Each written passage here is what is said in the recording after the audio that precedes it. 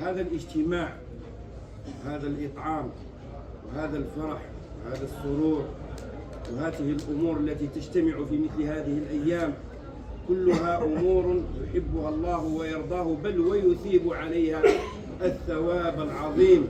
وإنما الأعمال بالنيات وإنما لكل امرئ ما نوى. قبل كل شيء هو حب فطري قلبي.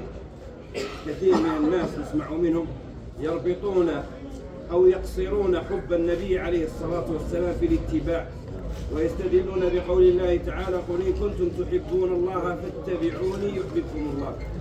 وإنما الاتباع ثمرة لهذا الحب القلبي والفطري. إذا أحببت رسول الله صلى الله عليه وسلم ينتج